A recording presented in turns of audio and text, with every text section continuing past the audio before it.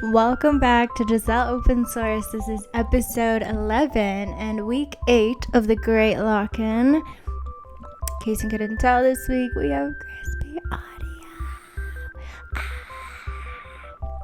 Yes, I am getting into podcast territory. I am the guest. I was looking for mics and I was going through reviews. And I saw a comment on one of the videos that was like testing the audio quality, and it was just one mic, and the person was like, how are you supposed to have a conversation by yourself?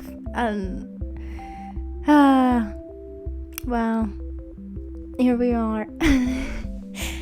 And I got this mic off of Facebook Marketplace. I want to encourage buying, especially technology, during this time when tech companies are ruining our environment. Don't support them. You bring your money to your local economy, pay your neighbor, and also get a deal. One thing about me in Facebook Marketplace is I will get a bargain, and I will be picking up soon. That one always gets them. I get a quick response, I get the deal, and I get my thing the day that I want it. So that's what happened with this. This is a preemptive purchase. So that's a little hint. Why might I be thinking ahead? But that's been the reality of this week. Here's the overview. Just as I've been developing unexpectedly, obviously this challenge is about locking in, getting things done here in the physical world, but little did I expect how much it would change me, and that is what I saw this week. So one, I am preparing for something, and that means getting all my ducks in order. So I've been specifically focused on all of the nitty-gritty details. Last week was where I really settled into my physical routines in terms of with the laundry hack, just figuring out what works best for me to maintain these day-to-day mundane tasks. And now I'm seeing the side effects of becoming more grounded and just present in my physical body. I'll go over those on the personal end, but that's been the overview of this week, is just getting my ducks in order and maintaining the balance between my business and personal, and I think I've been doing a great job considering the conditions. Now, on the business end,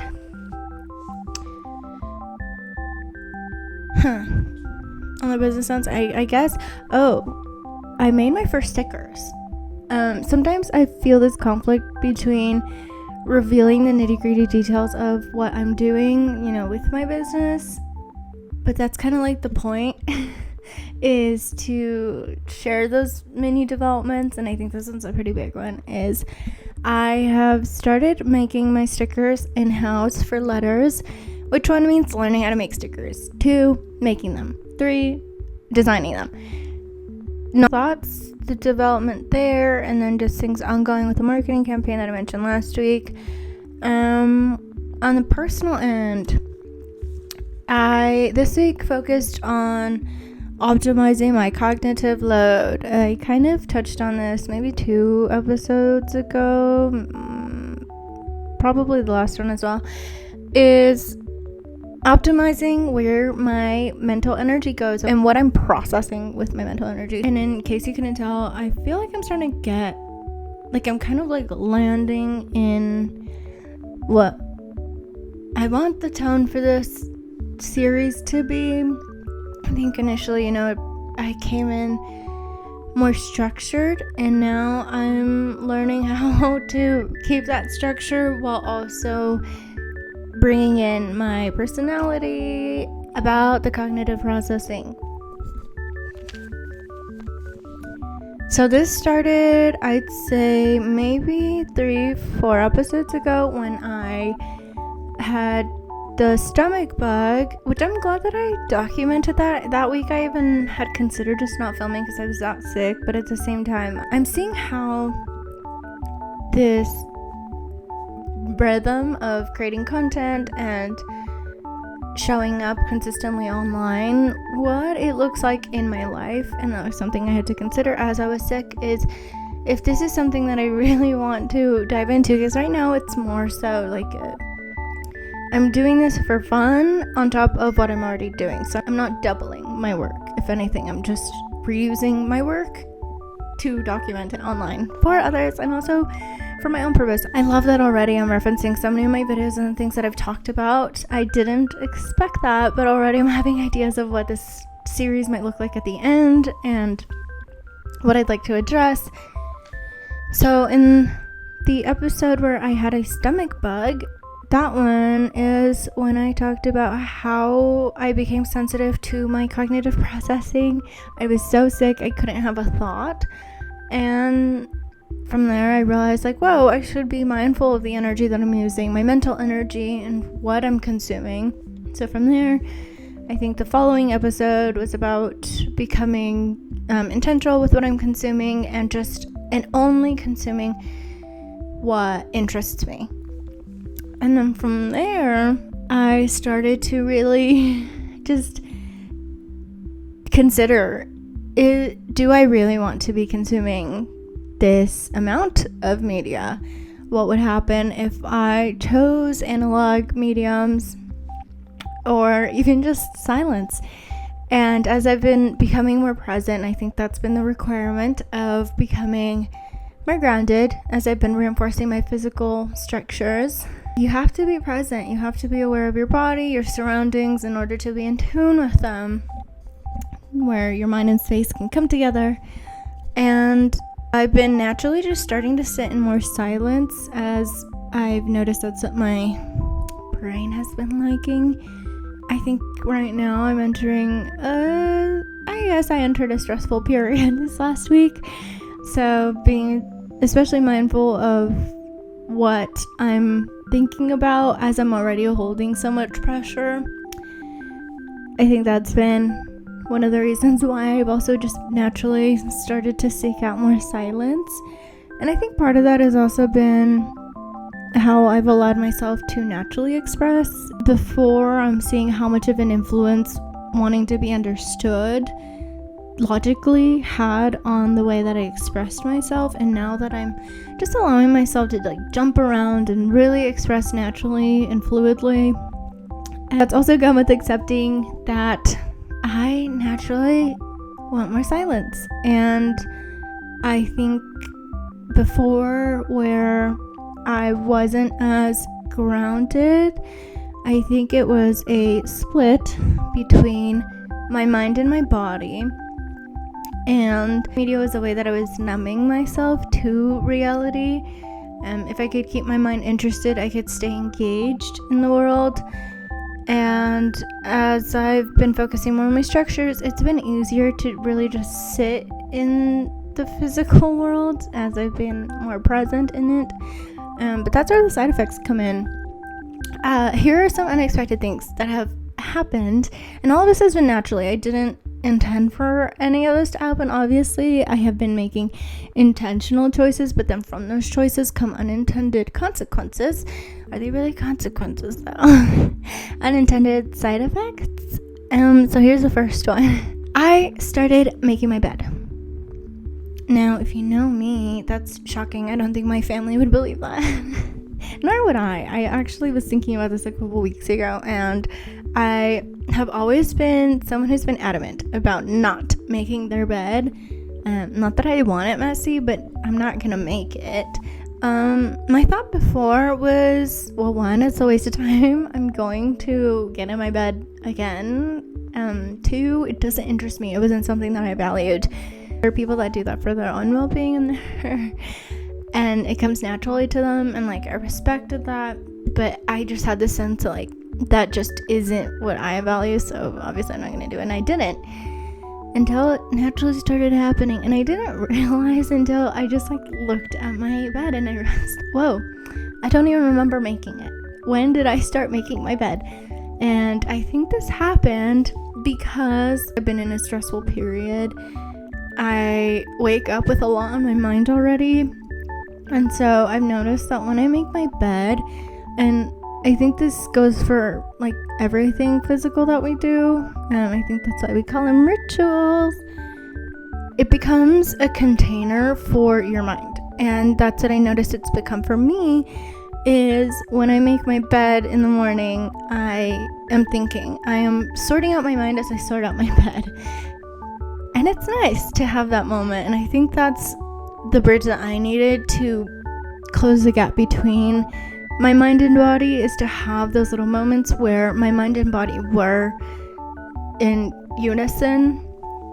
And another unintended side effect is I've started to feel more guilt, and I think that's just from feeling more. Because I'm present, I am acutely aware of the physical reality and how that then feels for others. Where this comes from is because of that split between my mind and body, I was existing more intellectually. So I was experiencing things in my mind, but not so much in my body. As I've brought my mind into my body as Air 1, I've started to notice that I feel a lot more guilt. I feel things a lot more deeply, whereas before these similar situations, I would have been able to intellectualize or just rationalize my way out of them, which I still could now, but I think the part that I can't rationalize away is the feelings.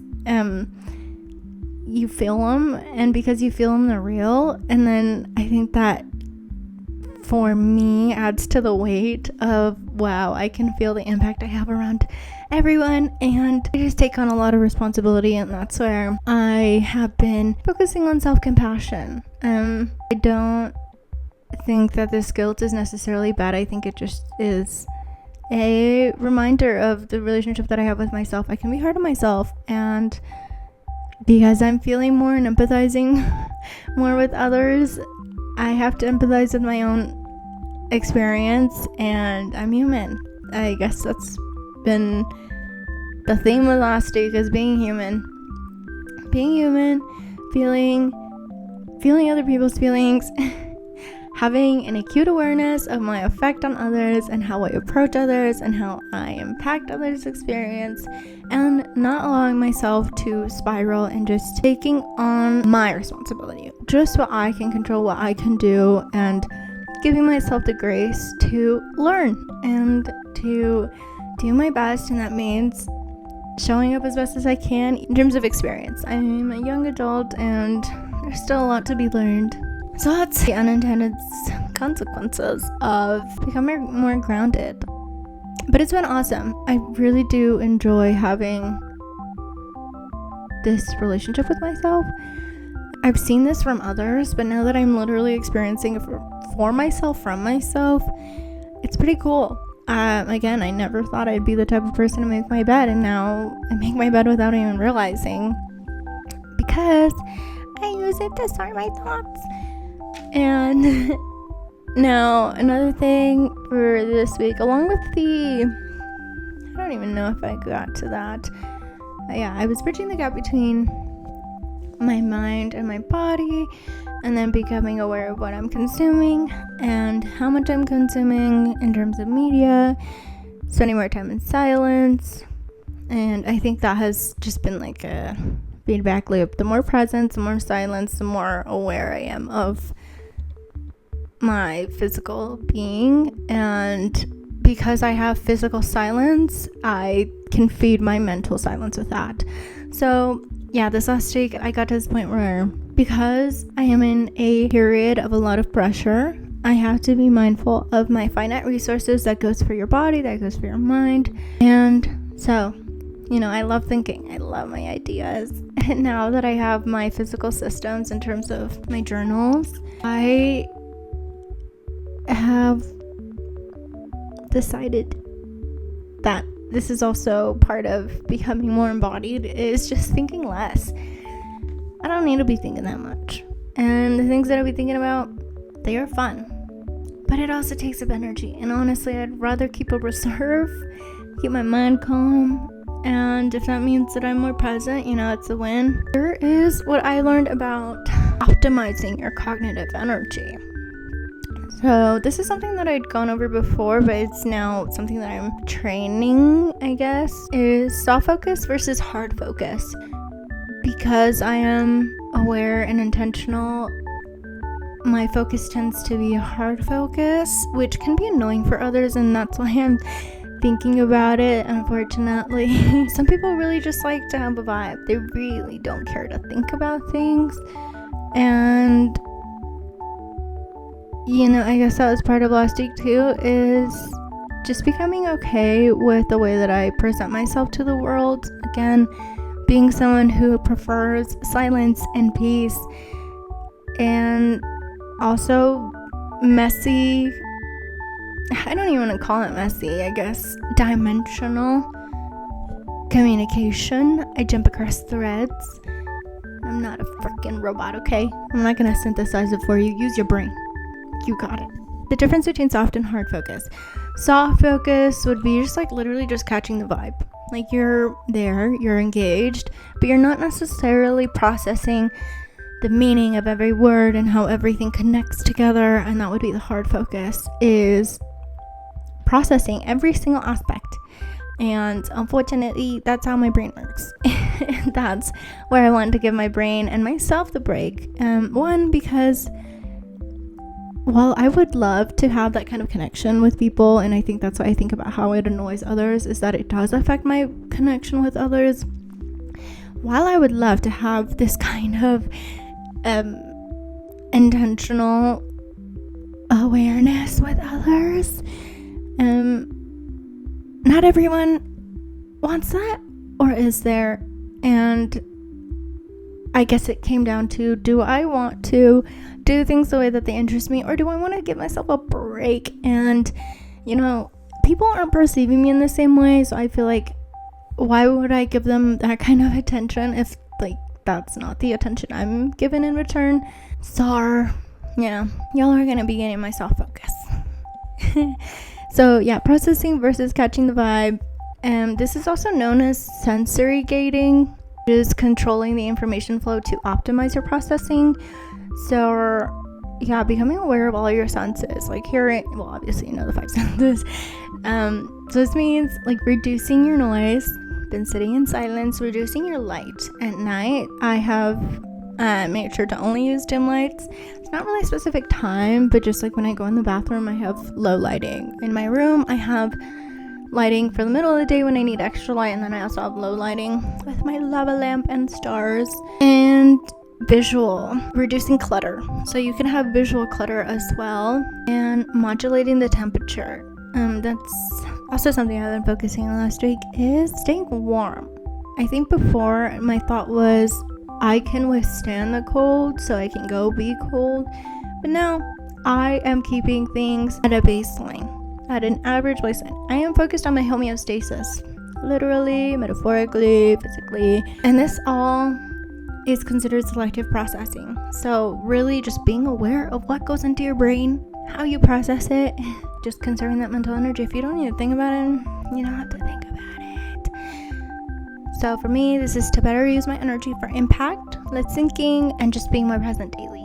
How I got here from intellectualizing to feeling. Well, I have been feeling, but I think now I'm really curbing the intellectualizing. Just different. It's a different way to approach life. And now for food for thought. Something I've noticed on the collective conscious is elegance. One is the word chic.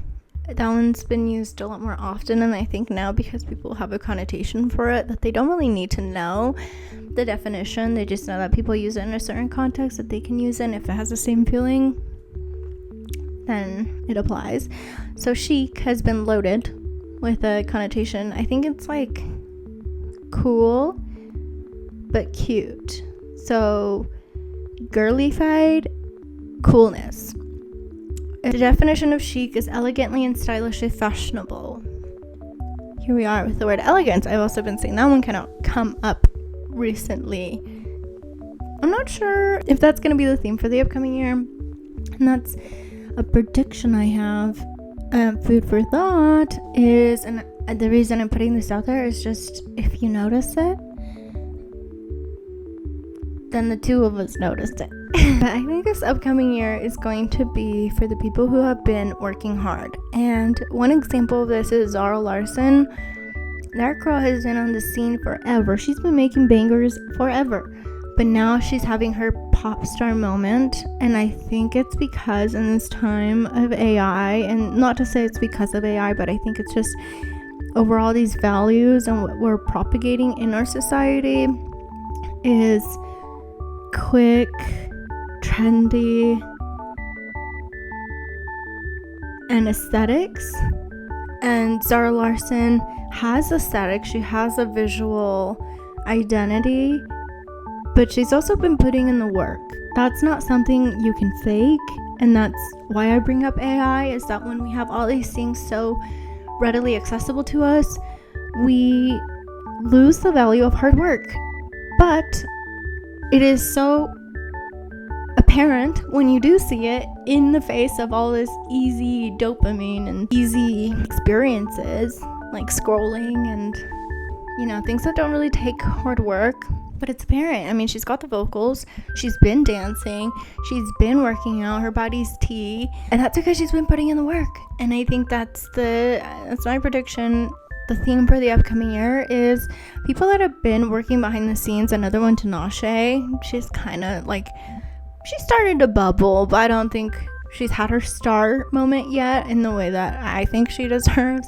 But she's another artist that comes to mind who's been working hard for so many years and like truly been developing artistically. And I think that's what happened with Zara Larsson, is I think she finally hit that critical point where her artistic vision is resonating with these large audiences that she's been trying. I don't even know if that's what she's been trying to do, but she has had large audiences, but now she has a large spotlight on her.